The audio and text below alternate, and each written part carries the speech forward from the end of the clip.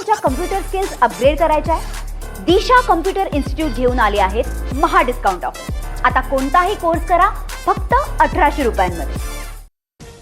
देशाच्या विविध भागांमध्ये उष्णतेत सातत्यानं वाढ, नागरिकांनी आवश्यक ती खबरदारी घ्यावी, पंतप्रधान मोदींचं देशवासियांना आवाहन.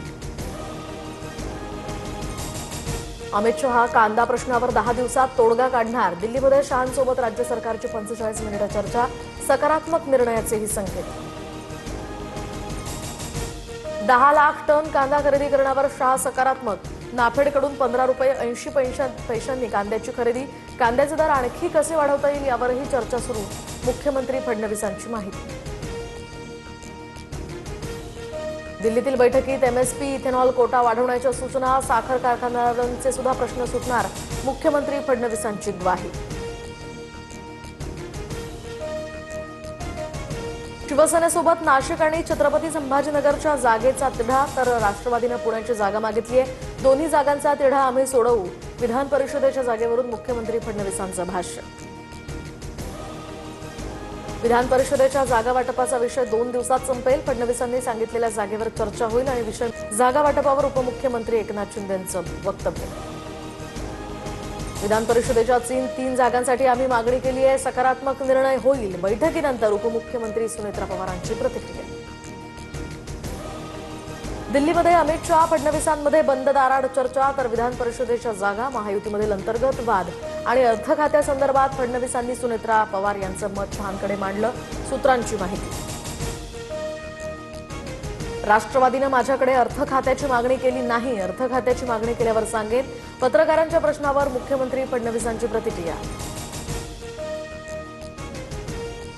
दिल्लीमध्ये सुनेत्रा पवारांना अर्थ खात्यावरून पत्रकारांचा प्रश्न, मात्र दिलीप वळसे पाटलांनी सुनेत्रा पवारांना बोलण्यापासून रोखलं, त्यामुळे वळसेंनी का बोलू दिलं नाही या संदर्भात दिल्लीत उलटसुलट चर्चा. मनोज जरांगे पाटलांची आज अंतरवाली सराटीमध्ये पत्रकार परिषद, जरांगे पाटलांनी आज अल्टिमेटम दिला होता. जरांगे आंदोलनाची घोषणा करण्याचीही शक्यता. दरम्यान प्रसाद लाड यांच्या भेटीनंतर 28 तारखेपर्यंत मागण्या मान्य करण्याचा अल्टिमेटम. पुण्यातील सारसबाग आज आणि उद्या बंद, पुण्यातील जमावबंदीच्या आदेशामुळे हा निर्णय. सारसबागेतील गणपती मंदिर मात्र दर्शनासाठी रात्री 10 वाजेपर्यंत सुरूच राहणार. कल्याणच्या दुर्गाडी परिसरात ईदच्या पार्श्वभूमीवर मोठा पोलीस बंदोबस्त, हिंदूंना किल्ल्यावर प्रवेश बंदी असल्याचा आरोप करत शिंदेंची शिवसेना आक्रमक, बॅरिकेडिंग तोडून प्रवेश करण्याचाही प्रयत्न. पुण्यानंतर आता नाशिकमध्ये सुद्धा सीएनजीच्या दरात वाढ, नाशकात सीएनजी 1 रुपये 35 पैशांनी महागला, तर प्रति किलो 96 रुपये 50 पैशांवर. रिक्षा, टॅक्सी आणि खासगी वाहनांच्या प्रवास खर्चात सुद्धा आता वाढ होण्याची शक्यता. पुणे पोर्श अपघात प्रकरणातील आरोपी अग्रवाल कुटुंबाची जंगी पार्टी, विशाल अग्रवाल 22 महिन्यांनी जेलमधून बाहेर. जल्लोषाचा व्हिडिओ व्हायरल होताच नेटकऱ्यांचा संताप, तर अग्रवालच्या मुलानं दोघांचा बळी घेतला होता. नीट पेपरफुटी प्रकरणात आरोपी तेजस शहा आणि मनोज शिरुरेला 5 दिवसांची सीबीआय कोठडी, तर आरोपी शिवराज मोटेगावकर, प्रल्हाद कुलकर्णी यांना न्यायालयीन कोठडी.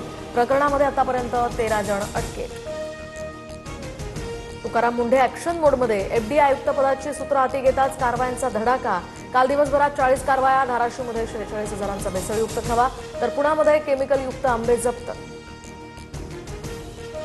विदर्भात उष्णतेची लाट कायम, वाशिम, वर्धा, नागपूर, गोंदिया, चंद्रपूर, गडचिरोलीला रेड अलर्ट, तर अकोला, अमरावती, यवतमाळ, भंडाऱ्याला ऑरेंज अलर्ट जारी.